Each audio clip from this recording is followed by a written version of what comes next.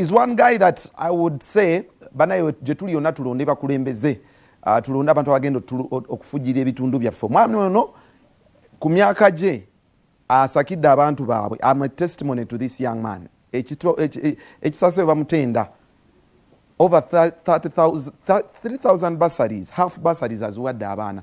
So unlike our people who are giving out money, munoonya abakulembeze. The funny thing about politics is bolondo obubi gwe kennyini ojja kufiringa the wrath, ojja kubibwa emigga egyo lwaki walonda bubi omuntu oyo ajja batunda, you will face the pain. Bw'ataatereza malwaliro, you will face the pain. Kwegamba so tubeere objective nga tulonda gwe mukisa gwe tulina tulonde abantu abalungi abatuufu abasobola okuteeka ebitundu byaffe n'obulamu bwaffe mu maaso. Kale nno of course Afande Busuulwa nawe nkutumiddeko nnyo. Afande Busuulwa munnange tukola naye wano ku Masengere ka message nkalabye wale kubanga okyekumiddeko round about ndowooza nga tetunafuna mboozi ya Waikibenda enteekateeka ez'emisinde gy'amazaalibwa g'abeene ziwedde era olunaku lwaleero buli kimu kwegamba twesunze okulaba nti nga 10 ku Sunday eno, this very Sunday tugenda kuba tudduka yonna gy'onaasinziira okuddukira to celebrate emyaka gy'abeene. Okitegera beene ayasiima atujagulize wamu naye birthday ye. So the best way we do it tudduka emisinde. Emyaka egiwedde tubadde tufuna chance ebadde marathon ne tukuŋŋaana ne tuddukira wamu, but because of the pandemic tetusobola kudduka namungi w'omuntu oyo eyaddukanga.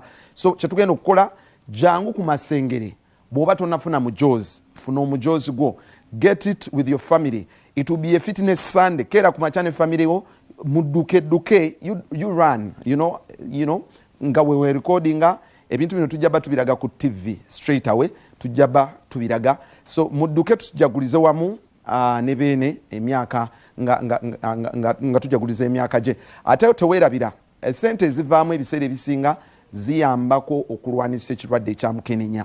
So mutuyambeko tubeere wamu tuddukire wamu ku koze eno eri nobo. Kale ndowooza katubalage enteekateeka nga bwe ziwedde, buli kimu nga bwe kiwedde, tutandikiraawo. Each one opens for himself. No, you can distribute. Everyone opens for himself or herself, and then we're going to do a group picture, a group photo for the members to come with. Ssaabasajja Kabaka yasiima emisinde gye egy'amazaalibwa gibeere ku mulamwa gw'okulwanyisa akawuka ka mukenenya n'okutaasa omwana omuwala okumala emyaka 3 okutandika omwaka guno 2020 okutuuka 2023. Mazaalibwa tegasobola kubeerawo mu mwezi gwa 4 naye gye gali nga 29 omwaka guno mu Novemba mu Lubiri e Mengo. Abantu abamu bajja kubaawo nga abayitiddwa abafunye amabaluwa nga bw'oyogedde, tubasuubira abatonotono abataasukka 2. Naye abantu bonna abasigadde eka n'okusinziira ku mijoozi gino emingi Uganda AIDS Commission gyeguze, abantu bagifune baddukire gye bali baweereze ebifaananyi byabwe ne famire zaabwe ku mitimbagano gya Uganda AIDS Commission ne ku social media wonna tubalabe, ne ku TV bagenda kulagibwa BBS TV ne TV endala. N'olwekyo tusaba twetabeemu yonna gye tuli mu ngeri ey'enjawulo tusobole okumalawo mukenenya mu Uganda. Tujja kusanyukira wamu nammwe ekiseera bwe kirituuka nga tewaliwo mukenenya. Kijja kuba kinene nnyo, kijja kuba kikuumye abantu bangi okuba nti babeera balamu, tusobole okuweereza n'abantu abalamu. N'ebigambo ebyo Ssaabasajja Kabaka awangaale.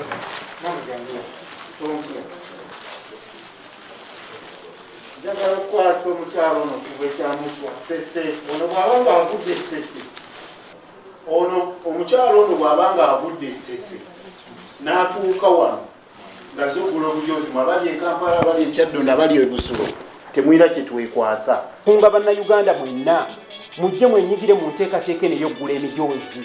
Somesa omwana wo mubuulira akabi akali mu mukenenya, yogera kaati oleme kumutiirira, siriimu atta mukenenya atta. Ekyokubiri nti abali ku ddagala mulimire temulisuula. Nze bakikakase. Kale bakikakase ne banno bonna abakubi b'amasimu tugende tudduke batulwanyisa mukenenya. Njagala tukozese omukisa guno okujongera okujjukiza abantu ba Buganda nti buvunaanyizibwa bwaffe teri gwe tujja kulinda, teri gwe tujja kunenya, tetujja kulinda kwekubagiza, tetujja kwesaasira mu kuzimba obwakabaka buno. Obudde buweddeyo, tusigaze ennaku 3 abantu ba Buganda. Njagala kubakunga bukunzi nti mwegatte ku bano, mwegatte ku baasooka, tugule emijoozi gino gigweyo. Ate mbagamba era mbalabula gijja kugwayo, mujja kutuuka ku geeti wano mwagala ogimenya n'okutuvuma. N'olwekyo mugigulenga bukyali. Fuba gulira abaana bo bonna, kunaku olwo yambala nabo, tandika omutegeeza oba wa myaka 7, 10, 15 akabaata akali mu Kenenya. Bw'onookola ekyo ajja kula ng'amanyi obuvunaanyizibwa bwe okuyamba abantu okwetangira obutafuna ndwadde n'okumanya obuvunaanyizibwa bwe eri Ssaabasajja Kabaka n'Obwakabaka bwe.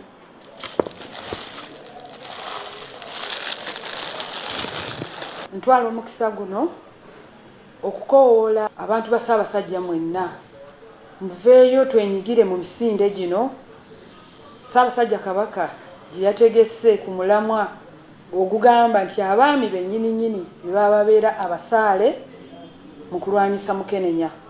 Kitukakatako ffe ng'abantu ba Ssaabasajja Kabaka okulaba nga twenyigira mu buli nteekateeka yonna.